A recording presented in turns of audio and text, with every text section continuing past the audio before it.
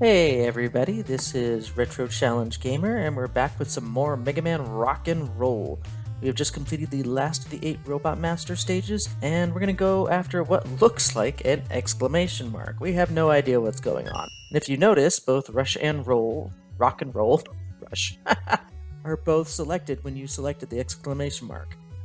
So you can actually be controlling both of them. So they finally found the, I guess, shifting, moving, floating fortress thing out in the water, and they're going to be transporting to it. And so begins the first of many fortress stages, I'm sure. Okay, so yeah, you get to work together, but first you're going to be playing as Mega Man. And already reintroducing the concept of blowing through those walls with the powered-up shots, and yeah, it seems like this entire stage is designed to be like a stealth stage, but honestly, unless you're using, I'm guessing, certain weapons, master weapons, to avoid some of this stuff. Like, I think that block can be destroyed by Missile Man's weapon. You're gonna hit every single alarm in this section for both Rock and Roll. Yeah, so this whole thing is designed to... Yeah, I'm not even gonna try in this section. I'm sure there's a way to get around this section without touching any of the lasers and setting everything off, but you know what? It's not even worth it. In both paths, it's not even worth it. Alright, I hope I want to get some health back from some of these octo batteries. Of course, no health. No health whatsoever, thank you, game. And I lose more health, thank you. Yes. And the big guy doesn't drop anything. Okay, so we're off to a great start here on Mega Man's route. And we're instantly trapped by the boss. But there's another door that opens. And now we're playing as Roll. And like before, you are designed to set off the alarms, but as Roll, you're supposed to figure out how to turn them off as you go about her section. So this whole concept between a dual level where you control back and forth between, well, not back and forth, but you control both characters to get through it, I think that's a pretty neat and novel concept. And it's actually a rehash of the intro level of sorts. So that's kind of neat too.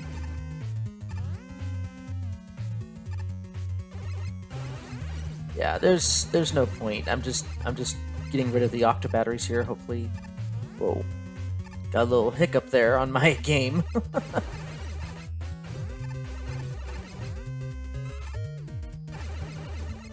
Okay, this big guy is a little bit dicey. If he kind of gets up in your space like this, you're gonna respawn him. There's no way. And then okay, if he gets there, jump around him. He's like the only trickiest thing in this level in terms of avoiding. Okay, this boss. This boss isn't bad. You actually have to switch back and forth. Okay, so he first always starts off with this attack. You might be able to get one hit in. He did that a little too early. Okay, so he can destroy all 3 platforms eventually.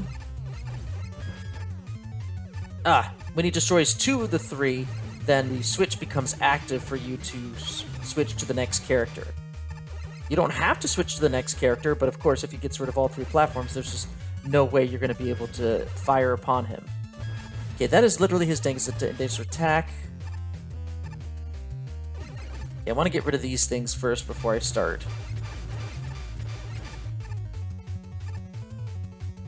Okay, and probably avoid that. Okay, as long as you keep moving, that's not a bad attack. But it's very damaging if you allow it to hurt you. Okay, the best way to avoid that one is to kind of dodge underneath. Okay, so just keep moving. You see, I baited him to destroy that middle platform because the middle platform I can... There we go. Okay, there's nothing more I can do, so switch to Roll. Roll has the easier time of avoiding this particular attack because she has the mobility options to do so. Oh, wow. Okay, thanks. Baited. Didn't exactly bait him. Okay, now he destroyed the other one. Okay. So his pattern is fairly easy. And once I figured out that his eyeball does not hurt you, so you can jump straight into his eye to get a shot in, that made the battle so much easier, because I was avoiding the middle eye in the middle. That was limiting my movement space. But once I figured that the eye itself does not hurt you and you can just jump right through it, this battle became quite a bit simpler once I made that realization.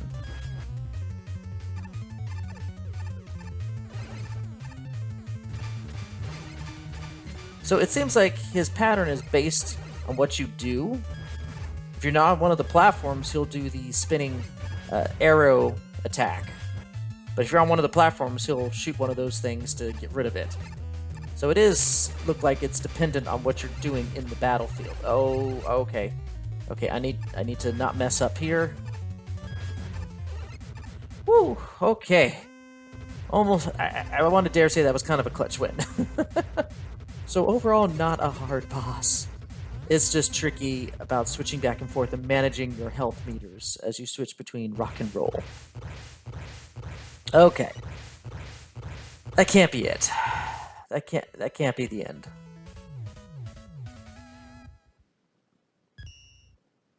Is it? Oh no. No, it's not the end. Of course not. Ah, I knew it. I knew it. It's Dr. Wily all along. Ah, good old Saturday morning villain cartoon.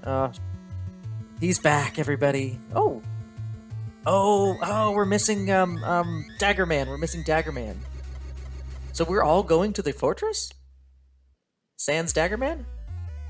Oh, we're all going to the fortress. How's this gonna work out? Okay, so we have a choice. Main entrance, robot factory. Rooftop entrance, power supply. Okay, so we have a choice of a first fortress level. So we're gonna save our game here. And yeah, that was unexpected. I mean, the fortress level was expected. I was expecting Dr. Wily, honestly. But the ability to choose which path you go through is kind of neat. And I'm actually curious to see how the other Robot Masters that we saved, what they get to do in the levels. I don't know. So we'll find out in the next video, everybody. Until then, see you later and stay retro. Okay, the level itself wasn't exactly anything hard once you figured out how to get through each section. And here's some janky physics for you. Watch this. Just you watch. I should have totally landed on that platform, but for whatever reason, it just pushed me right off into the spikes. I don't claim to own that death. That death, I think, is all on the game. But that one is mine. That one is totally mine. I totally jumped in those spikes there. Yeah, this is just me getting through the levels with not enough energy to make it through to the boss. The rest of the outtakes are with the boss and me trying to figure out, basically, yeah, that his most dangerous attack is quite accurate in following you around the entire playing field. And one thing I did notice is that the things he uses to take out the platforms actually do hurt you as well. So not only do they destroy the platforms, they take a good chunk out of your life. And they're actually what's got me more often than not. And I was almost...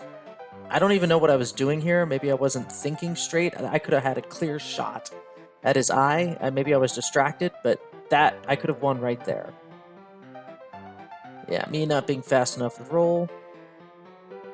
A tricky boss, all things said and done, but overall not a tough one. Very learnable.